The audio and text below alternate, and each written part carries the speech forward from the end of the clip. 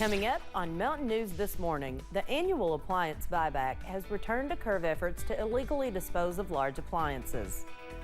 And a Harlan County elementary school had to go online to find a replacement for a speech therapist. Dedicated to Eastern and Southern Kentucky, this is WYMT Mountain News this morning. Good morning. It is 6 o'clock on Tuesday, September 26th. I'm Chas Gayhart, and I'm so happy to be here with Brandon Robinson. Hey, that's me. Always so good to see you. Always good to see you, my friend. Oh, how are things? I know today is cool. I know you're worn out. It's okay. It's okay. It's foggy What out there. else? It's foggy Yes. in here. It's fine. It's fine.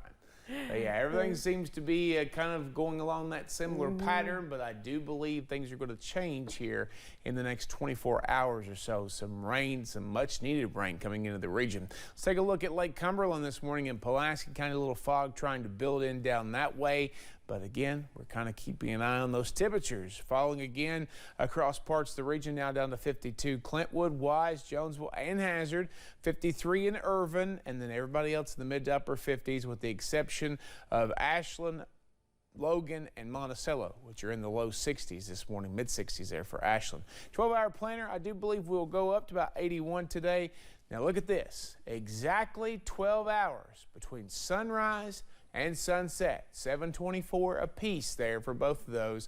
So again, just enjoy that, because here is the thing. The days only get shorter from here as we get ready to head toward winter time. Jess? Thanks, Brandon. Well, Lexington is coming off its deadliest weekend of the year. 3 people lost their lives to gun violence in a span of 24 hours. The 3 latest homicides happened from early Saturday morning to early Sunday morning. Early Saturday morning, police say 21-year-old Jacoby Williams shot and killed 18-year-old Demetrius Hampton on South Broadway. Police say Williams is still on the run and is considered armed and dangerous by police. Then police say Sammy Jonas shot and killed 23-year-old Christina Fikes before turning the gun on himself Saturday afternoon. And police say 38-year-old Taiwan Pearson died at the hospital after being shot early Sunday morning on West Main Street.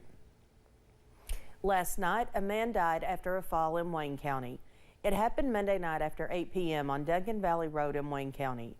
Dispatchers received a call that a man had fallen into the ravine. When crews arrived, they used ATVs and a Stokes basket to take the victim to the coroner. There is no word yet on the man's identity or what his condition was when first responders arrived.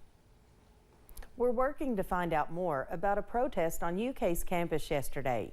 From what we're told, the protest seems to have targeted women specifically, women receiving a college education. One protester was seen wearing a shirt that read, "Women are property." It drew a counter-protest from students. We were sent a video which appears to show a student being punched in the face. UK spokespeople sent us a statement saying they condemn the statements made by who they describe as a visitor on campus. A program started yesterday bringing an annual appliance buyback to several different dump sites in Pike County. WYMT's Betty Forbes has more from the first day of drop-offs. I'm sure if you polled Pike County and asked everyone in our county if they'd like to have a clean county, I'm sure that 95% of them will say yes. The Pike County Conservation District is working with the Solid Waste Department to bring in appliances to help keep the county clean. Instead of people taking it to the head of the hollers or throwing it over the hillside and stuff, they can bring it to us and we will actually pay them for bringing it in to us. The annual appliance buyback kicked off Monday, with truckloads of unwanted washers, dryers, refrigerators, and more piling into the Belcher solid waste lot. This helps clean up our environment, which makes it actually, better for our community and our wildlife.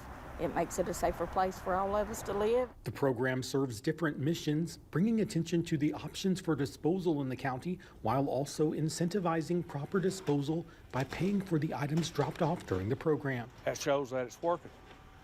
When you see them pulling in here with these big loads, and it seems like everybody leaves with a smile on their face when they get that check. Working to address potentially hazardous waste and helping to cut down on illegal dumping concerns in the community.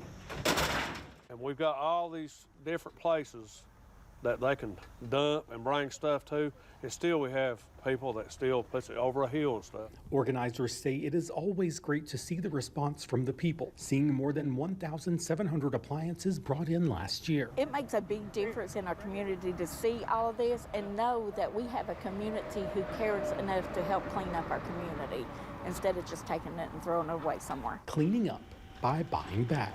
In Pike County, Buddy Forbes, WYMT Mountain News. Buyback days continue through next Monday, hitting different areas around the county to make the program more accessible to everyone. See the locations for those spots over on our website. Well, yesterday marked the start of National Drive Electric Week. It's a nationwide effort celebrating all electric and hybrid vehicles and the benefits they can provide. Kentucky Utilities announced they are adding 2 new charging stations to Kentucky's public vehicle charging network.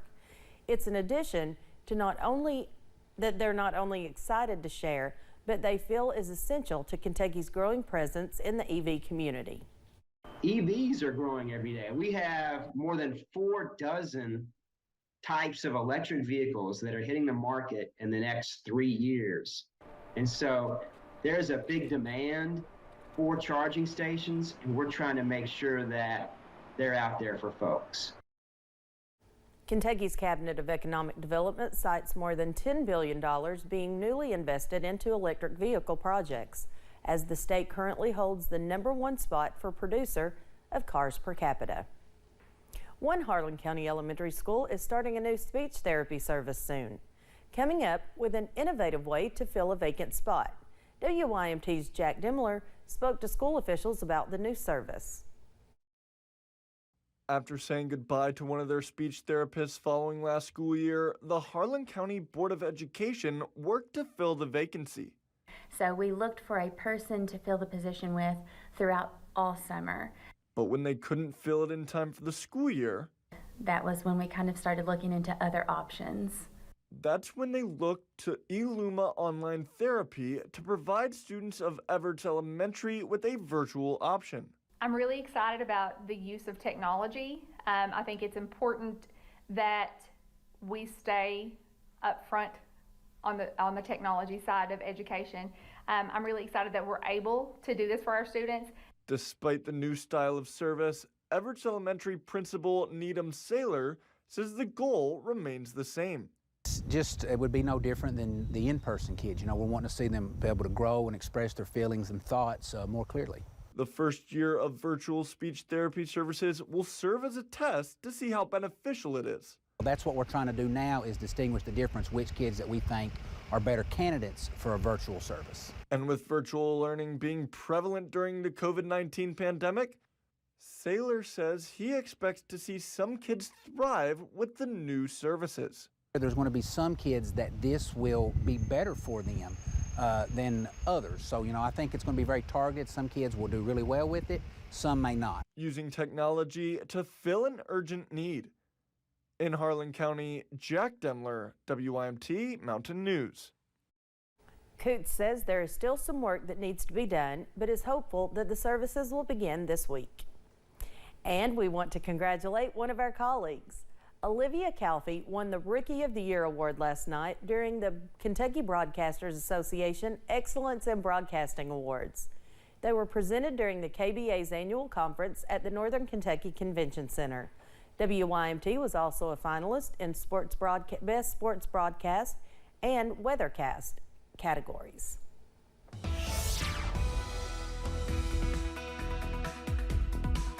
Coming up on 6:09, we are tracking some cool temperatures out there this morning. Let's take a look, and you'll see that they're in the 50s and 60s, but the 60s are few and far between.